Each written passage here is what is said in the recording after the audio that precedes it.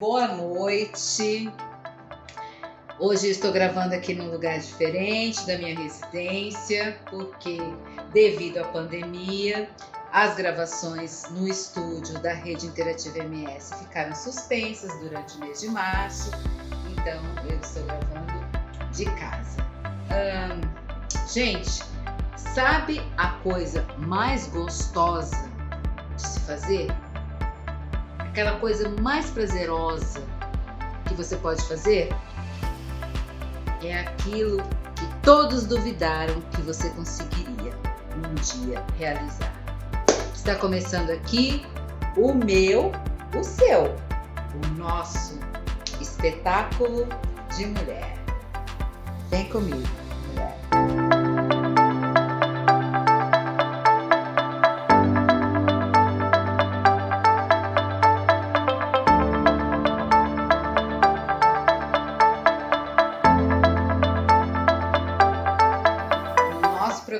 Teremos uma entrevista com a maravilhosa Camila Jara, a vereadora mais jovem e única mulher eleita na Câmara Municipal de Campo Grande. Nós vamos saber muito sobre o que é o papel da mulher na política, né? E também vocês vão conhecer uma mulher que muito nos inspira. Ela é a dona Joselina, ela trabalha com crianças, alfabetiza crianças e vamos acompanhar muito de perto no que consiste o trabalho dessa mulher incrível, guerreira, maravilhosa. Vem comigo. Estamos aqui com a vereadora Camila Jara. Boa noite, Camila, tudo bem? Boa noite, tudo bem? Seja muito bem-vindo.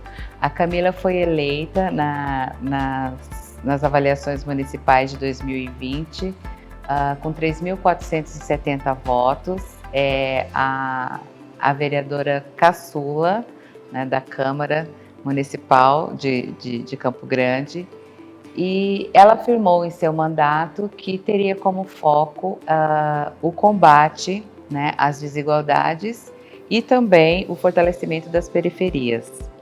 A Camila está no último ano estudando Ciências Sociais e Políticas pela Universidade Federal de Mato Grosso do Sul e é idealizadora do coletivo Elas Podem, cujo intuito é inspirar meninas e mulheres a serem o que quiserem, desenvolvendo as suas potencialidades. Bem-vinda, Camila, é um prazer ter você aqui conosco. Muito obrigada pelo convite e para falar de um tema tão importante, né, que é a participação das mulheres na política. Então é importante, mais do que falar, ter mecanismos da imprensa para apoiar o que a gente levanta, né? Exatamente. Vereadora, a sua vitória foi uma surpresa ou foi algo esperado? Na verdade, as urnas sempre são uma caixinha de surpresa, né? A gente nunca sabe o que elas vão falar, né? E quem tem experiência com política já sabe disso, mas nós trabalhamos bastante, nós nos dedicamos, fizemos realmente com coração, então foi fruto do nosso trabalho, digamos assim, e também foi um pouco de surpresa. A senhora considera que a atuação e o exemplo da sua avó a inspirou, a influenciou a seguir a carreira política? Você tem 26 anos, né, a única vereadora eleita de Campo Grande. Qual foi a influência assim, que a sua avó teve nessa carreira? Então, ela teve uma grande influência, né? Eu lembro muito da minha avó se movimentando, até hoje participando de debates políticos, participou do PT aqui desde a base, ajudou trazer conquistas importantes para o bairro dela, né? A escola do Coronel Antonino, ela ajudou a pensar, o posto de saúde também. Então, através da luta dela, de outras pessoas, né? Da luta coletiva. E aí ela inspirou meu pai e minha mãe conheceu meu pai no meio dos movimentos também. Então, o gosto pela política, pelo bem público, né? Vem de berço. Nós mulheres compomos a maior parte né, da população, somos mais que 50% da população, e uma minoria na política, né? Se não me engano, de 50 candidaturas, né, 17 foram eleitas no cenário brasileiro, nacional. Na sua opinião, a que se atribui essa discrepância? Então, atualmente a gente já tem várias linhas de pesquisa, principalmente na ciência política, né? E aí mistura um pouco de psicologia eleitoral para entender o que acontece, né? E atualmente a tese que impera é de que as mulheres aparecem menos na vitrine, né? Então, vamos imaginar a eleição como se fosse uma ida ao supermercado. Quando você vai no supermercado, você tem diversos produtos das mais diversas marcas. E aí a empresa que quer que o seu produto se destaque, que fique na altura dos olhos, né? Porque a mente humana tenta procurar aquilo, ela investe mais, ela paga mais para ocupar aquele espaço nas prateleiras dos mercados, né? E o que acontece com as mulheres atualmente é que elas são invisibilizadas. Então, a discussão sobre eleger e ter um parlamento mais representativos perpassa também pela construção e democratização dos partidos políticos. E as mulheres, elas dificilmente têm que se preocupar só com as eleições, né? Elas têm que se preocupar com a casa, quem tem filho tem que se preocupar com os filhos, e não é o que acontece com homens. Geralmente, homens, quando vão para a disputa eleitoral, eles têm que se preocupar com eles, com a equipe deles e com a campanha deles. E as mulheres não. E quem participou, já participa de alguma campanha, sabe como é. Extremamente desgastante, extremamente estressante, como suga muito do nosso tempo, né? Não, é impossível fazer campanha eleitoral e mais alguma coisa ao mesmo tempo, né? Na sua opinião, a mulher, ela hoje, com o cenário que a gente enfrenta de violência doméstica, de equiparação salarial, ela tem consciência que ela, essa realidade dela pode mudar a partir do momento que ela participa da política do país? Eu acho que a gente vive um momento muito triste para a história do nosso país e do Brasil, que as pessoas deixaram de acreditar na política como um grande instrumento transformador da sociedade, né? E aí isso alcança também as mulheres.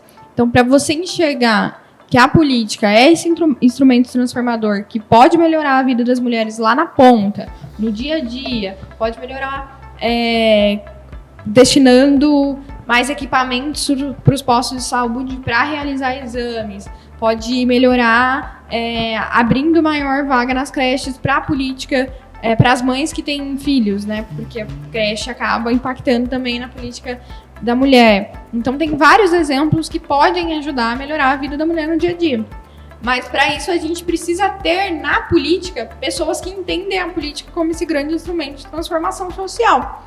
Porque se você tem na política apenas um estilo de pensamento, um estilo de proposição de políticas públicas, dificilmente aquele parlamentar ou aquele político vai conseguir pensar políticas públicas para além dos problemas que ele enfrenta no dia a dia, que não é o mesmo problema que uma mulher enfrenta, assim como eu, enquanto mulher branca, não é o mesmo problema que uma mulher negra enfrenta. Então, por isso que a gente tem que lutar para tornar os espaços públicos mais democráticos, para que a gente consiga ter diversas realidades sendo pensadas e, a partir daí, soluções para os problemas das mais diversas realidades que existem em Campo Grande, que existem no nosso país e que existem no nosso estado. Vereadora, qual foi o peso das redes sociais na sua campanha? Então, eu acredito que as redes sociais estão aí como mais um instrumento para ajudar a gente a se conectar com as pessoas, né? A envolver a população nas decisões políticas. Mas quando eu comecei a campanha, eu não era nenhum fenômeno da internet, tinha pouco mais de 1.000 seguidores, era bem meu círculo pessoal mesmo. Sim. E ao longo da campanha, conforme a campanha foi crescendo, paralelamente, as redes sociais iam crescendo também. Sim. Então eu entendo que elas é um grande instrumento de conectar pessoas, é um grande instrumento para aproximar as pessoas da política, mas ela também não funciona sozinha. Ela também não funciona sem uma estratégia de articulação política do mandato, ela não funciona sem o tete-a-tete, o olho no olho.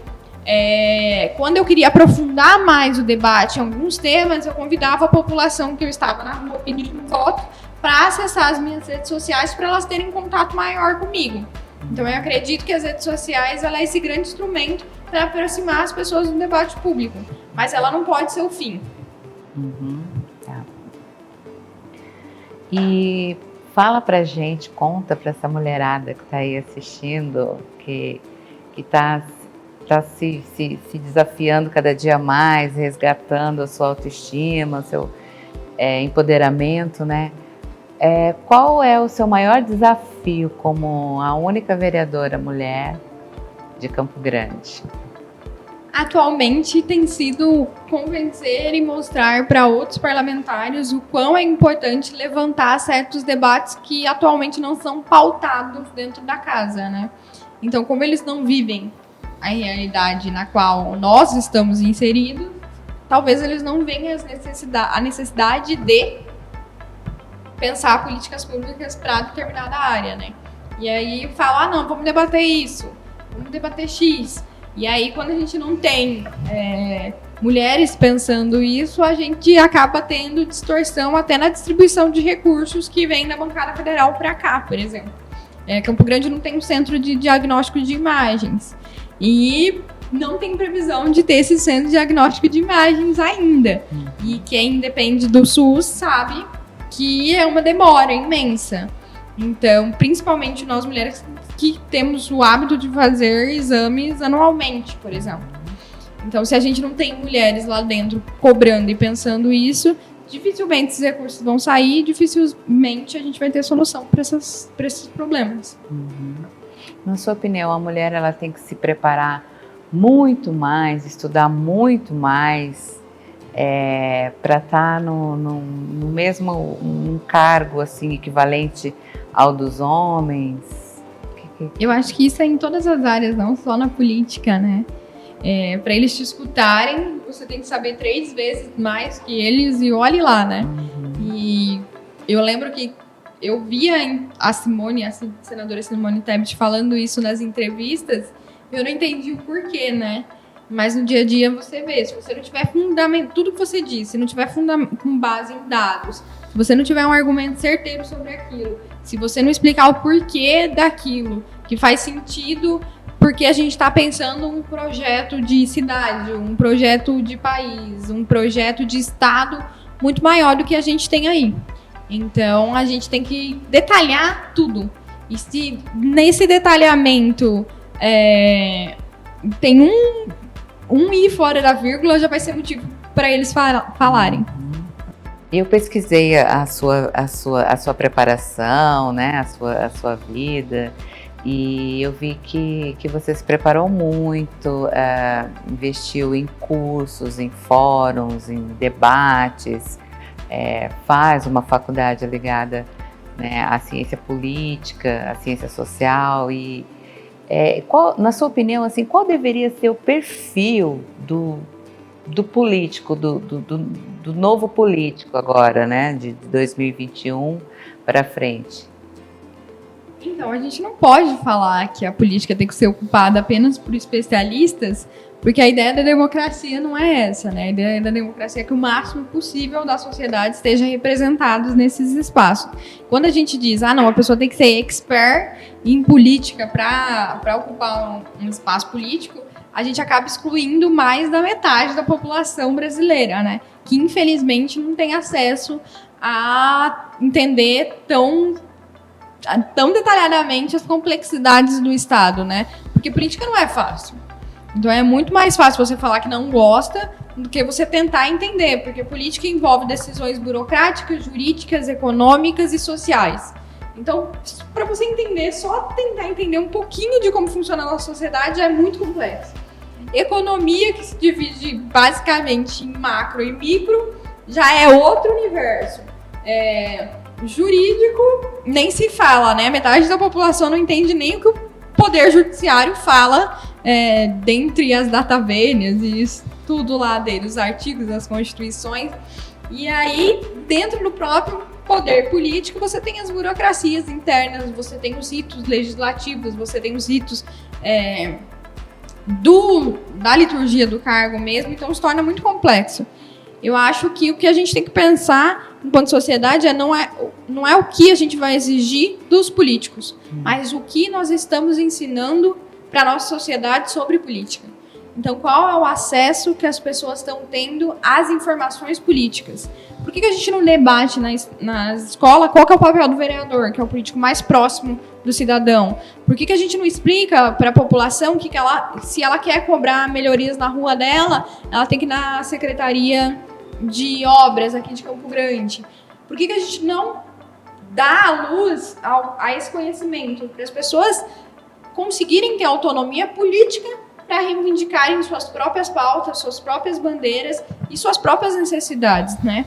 Porque o político nada mais é do que um servidor das pessoas, e ele tem que ser o diálogo entre o poder institucional e a população.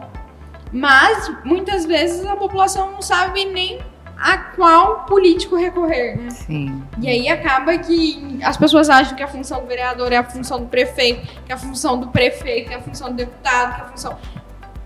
E assim as coisas não vão andar. Então, eu acho que é um sentimento bastante comum do cidadão não saber como ele vai fazer para chegar até o vereador, para chegar até aquele político, né? Então a gente tem que preparar políticos, Tem diversas iniciativas no Brasil atualmente que visam fazer esse preparo com o parlamentar, né?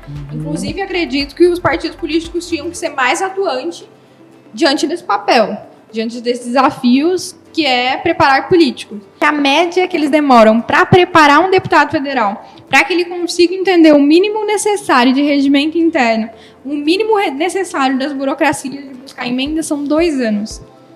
E aí tem gente querendo acabar com reeleição, por exemplo. O Congresso Nacional, os funcionários do Congresso demoram 2 anos para preparar um político para ele conseguir pensar e ver por onde ele vai caminhar. Agora você imagina ele tentar conseguir tudo que ele tem que conseguir em 2 anos. É praticamente impossível, porque quem trabalha, por exemplo, com emenda parlamentar, que é a função do deputado federal trazer emenda para os estados, sabe que demora no mínimo 2 anos para uma emenda que foi destinada 2 anos atrás ser executada. Porque as coisas no poder público são morosas, né? Elas passam por todo um processo. Porque é muito grande, né? O Brasil é um estado muito grande, então não teria como ser de outra maneira. É lógico que alguns processos burocráticos a gente podia diminuir, os entraves, né? Mas tem muita coisa que também não dá para diminuir. Então, quando as pessoas falam que é ruim ter um político profissional, né? Aquele cara que está lá há 5 mandatos, se você analisar estatisticamente, não é ruim para a democracia brasileira você ter essas pessoas, que elas acabam sustentando todo o sistema legal de funcionamento estatal.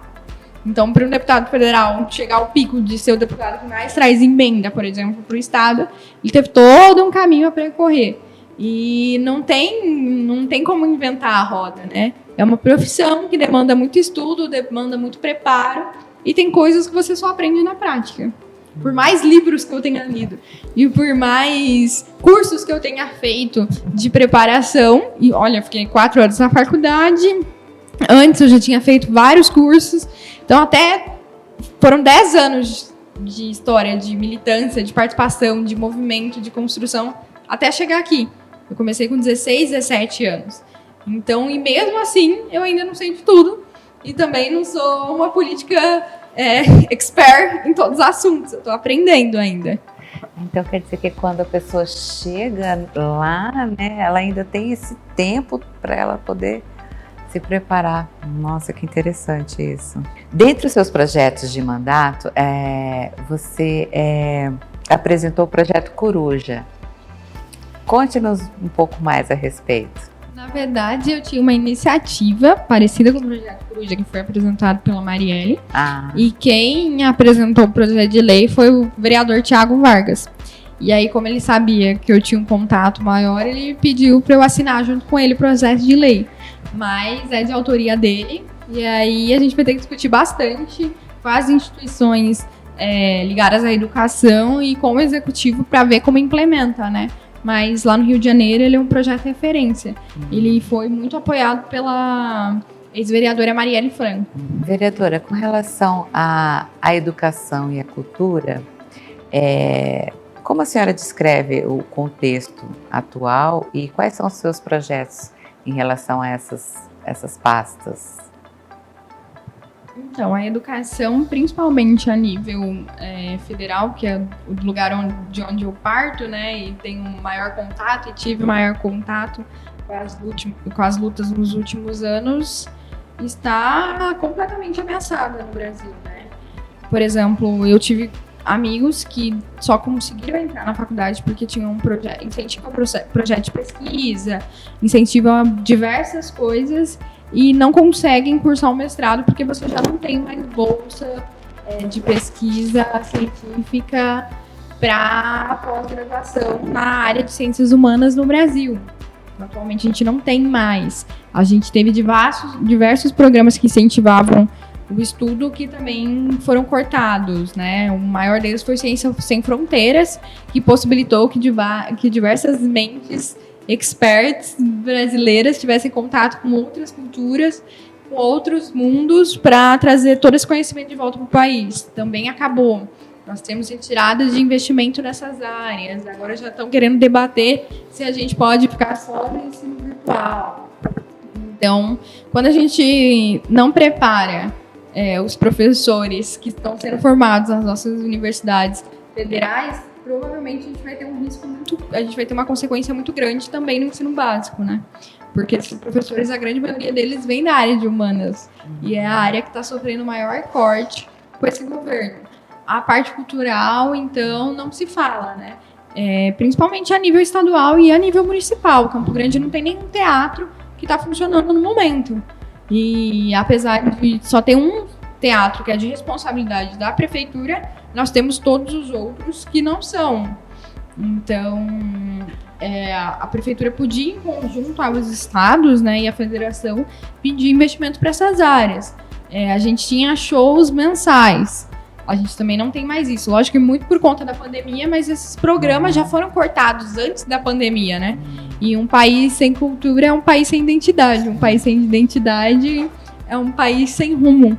Então, eu acho que a gente tem que fazer uma reflexão muito grande do que a gente está vivenciando e qual país a gente quer. Qual legado que a gente quer deixar, não só para as futuras gerações, mas para a gente agora. A gente quer ter que viajar, para quem tem condições, ou não ter acesso nenhum à cultura, a peças de teatro, à música.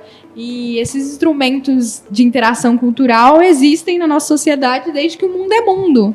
A gente vai ter que aguentar ser importunizados pela PM quando está curtindo o espaço de lazer. Então, acho que a gente tem uma ideia de sociedade muito inversa, né? A gente quer cobrar das pessoas que elas trabalhem, o que elas produzam, mas a gente quer negar a elas o direito constitucional de lazer, né? Então, eu não consigo imaginar o quanto a gente vai conseguir avançar perante esse quadro. Mas a gente tem a vantagem que em momentos como esse a produção cultural vai lá em cima, né? As pessoas estão ali na luta, na raça, com a cara e com a coragem, produzindo cultura, fazendo cultura, mesmo sem um apoio estatal. Lógico que isso é uma perda, porque aí não é toda a sociedade que tem acesso, né? É um pequeno grupo e a gente acaba privando esse direito de todos. Com relação à mulher que deseja entrar na vida política, qual é a sua mensagem? Que recado você gostaria de deixar para ela? Principalmente se você entre na política, por favor, porque a gente precisa de vocês para somar na luta. Mas, assim, é muito difícil a gente se imaginar num espaço de poder. É muito difícil a gente se imaginar ocupando um lugar que nos ensinado que pertence aos homens, né? Então, acho que a gente já começa a desacreditar que a gente é capaz aí, a partir desse momento. Mas a gente não pode desistir, porque através da construção coletiva nós conseguimos chegar lá. Então, a política não tem que ser um projeto individual, mas tem que ser um projeto de construção de uma sociedade melhor. Então, se você tem esse desejo, se você tem essa vontade de servir ao outro, não desista. Não é fácil, ao contrário do que dizem, político trabalha 24 por 24 horas, mas a gente precisa de pessoas que querem transformar a nossa sociedade, que querem transformar a política lá dentro. E quando a gente se trata de mulheres na política, não tem como ter várias mulheres na política e a gente não transformar a sociedade e o mundo, né? A Michelle Bachelet falou, quando uma mulher entra na política, a política muda a mulher. Mas quando muitas mulheres entram na política, a gente muda a política. Então, por favor, se inspirem. E eu também estou à disposição para contar um pouco mais de pertinho como é essa experiência e ajudar no que for possível, né? Porque eu acredito que quando uma mulher está na política, ela tem que ser instrumento para levarem outras mulheres a também ocuparem esses espaços. E convidar, né, as mulheres para irem assistirem as reuniões, né, do plenário, começar a se interessarem pelos assuntos da sua comunidade, do seu bairro, né, e tudo isso. Muito obrigada, Camila, foi um grande prazer tê-la aqui conosco. E quem quiser entrar em contato com a sua equipe, com seus assessores, como é que a gente faz? Então, a gente tem um WhatsApp, que é o WhatsApp do gabinete, e também tem minhas redes sociais, né? Que todo mundo consegue criar proximidade com a gente através desses instrumentos.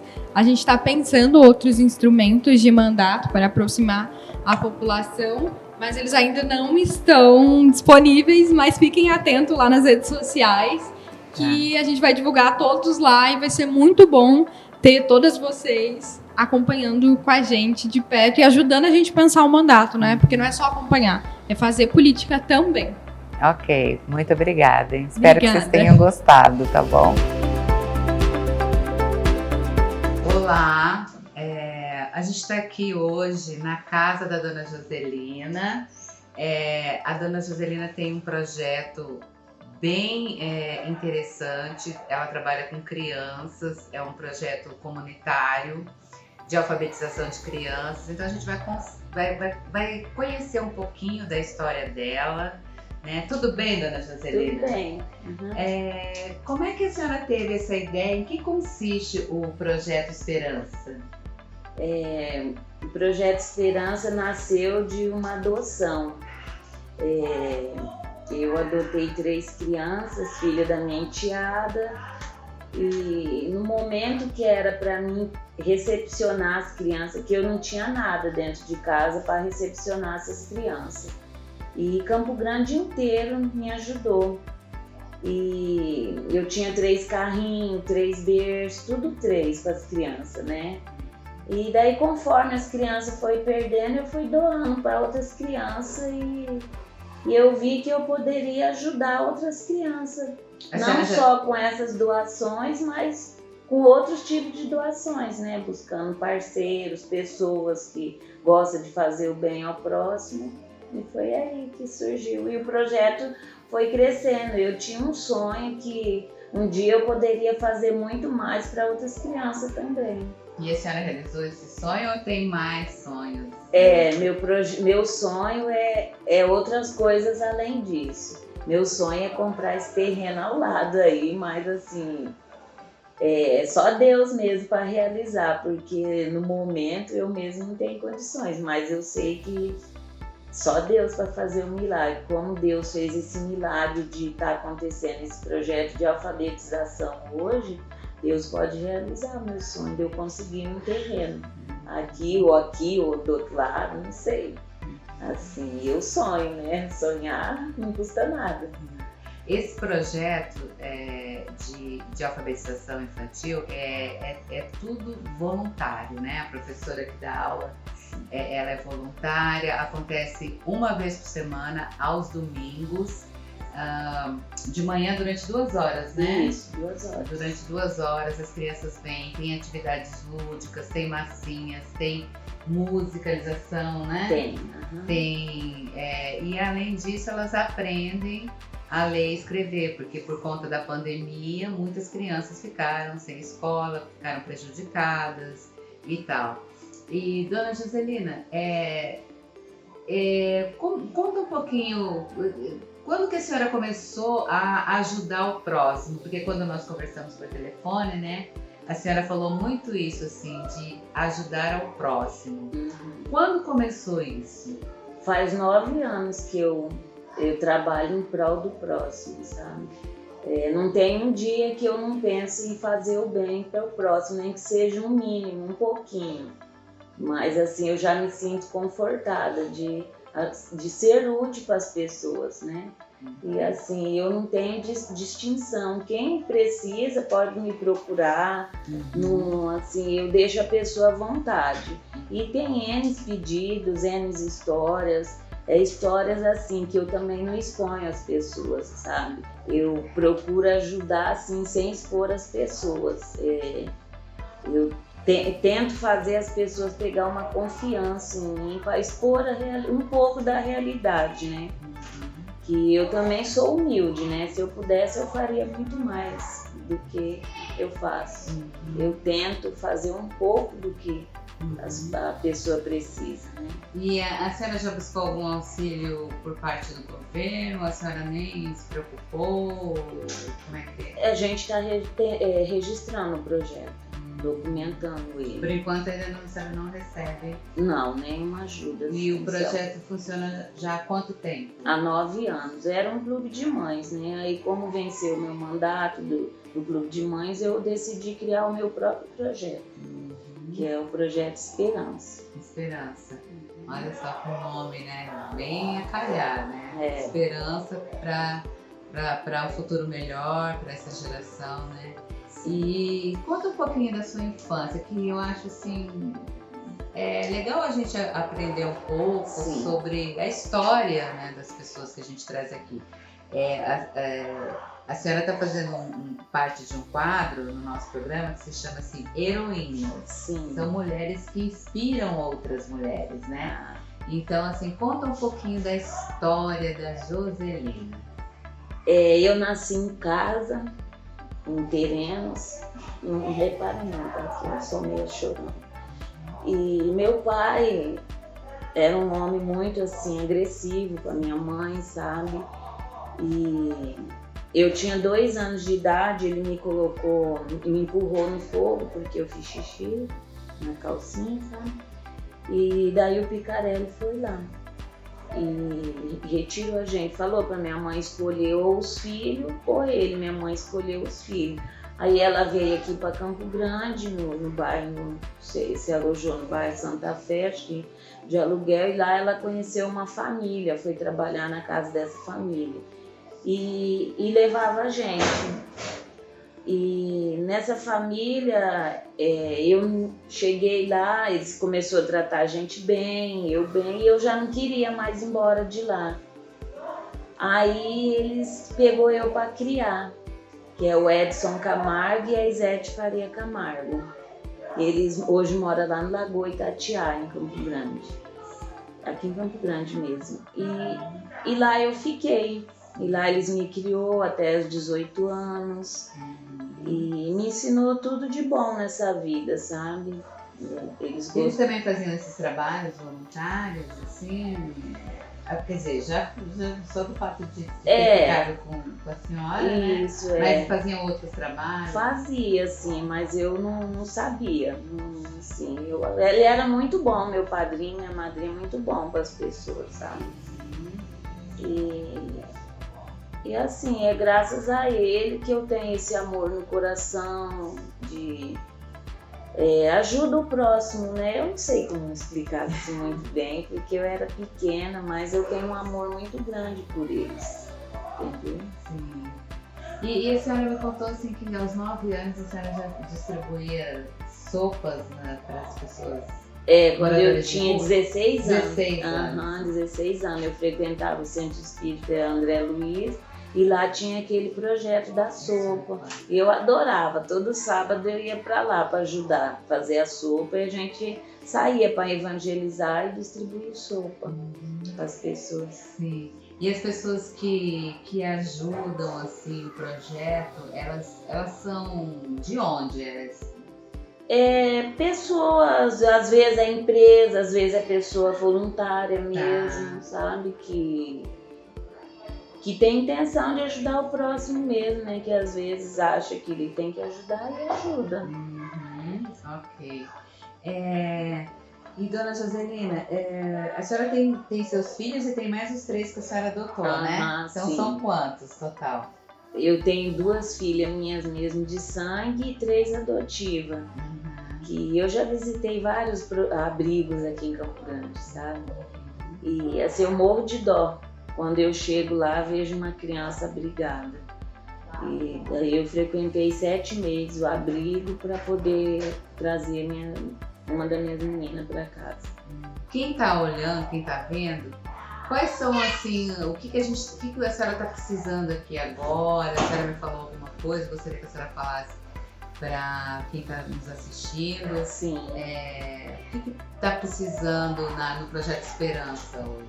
Então, o Projeto Esperança está começando a realizar uma obra de repartição ali, um banheiro para as crianças, um banheiro para as crianças usar, né? Porque eles usar o dali não é legal, né?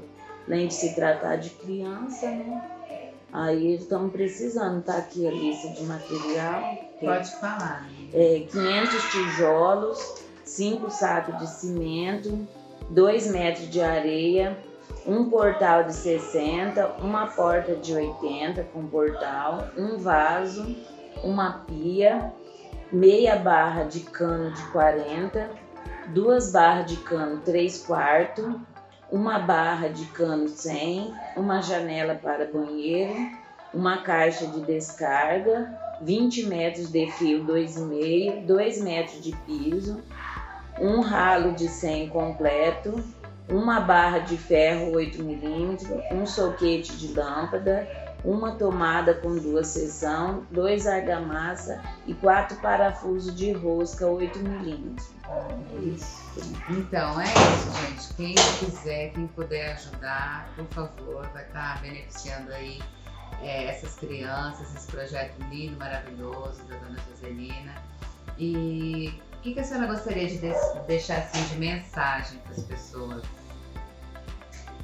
A minha mensagem que eu gostaria é para as pessoas não deixar de fazer o bem ao próximo, nem que seja um pouquinho. Nesse momento que estamos vivendo de pandemia, as pessoas estão sensíveis e muitas das vezes as pessoas precisam e não é todo mundo que tem a coragem de sair falando eu preciso. Então não espere a pessoa falar eu preciso. Visita as favelas, as pessoas humildes, um pouquinho que você fazer ao próximo será bem-vindo. Você vai se sentir realizado em poder ser útil na vida dessas pessoas. Ok, adorei esse café aqui com a Dona Joselina. Eu aprendi muito obrigada pela sua disposição. Pode contar com a gente sempre que precisar, a gente vai estar fazendo uma parceria aí com a senhora, tá bom? Eu que agradeço. E você que quiser vir nos conhecer, as portas estão abertas. Aonde fica aqui para o pessoal saber? Fica no bairro Vespasiano Martins, na rua Ariquelme Rocha Galvão, número 109. E também tem as páginas sociais do Instagram, Projeto Esperança, Vespasiano Martins. E tem a página no Facebook, você quiser estar conhecendo o nosso trabalho. É um trabalho sem fins lucrativos, tá bom, gente? Desde já eu agradeço muito a atenção de vocês. Obrigada. E, gente, gostaram do programa? Tava uma delícia, né? Então eu tô passando aqui, antes de encerrar, para dar um recadinho para vocês. Você que é lojista, comerciante, que atende ao público feminino, que tem sua loja e queira anunciar no nosso programa, queira trazer aqui seus produtos, apresentar os seus serviços, o seu trabalho, o link está aberto, o telefone está aqui no GC e entre em contato com a gente, vem anunciar, vem vender seu produto, que essa parceria vai dar super certo, ok? Beijos, obrigada, gratidão.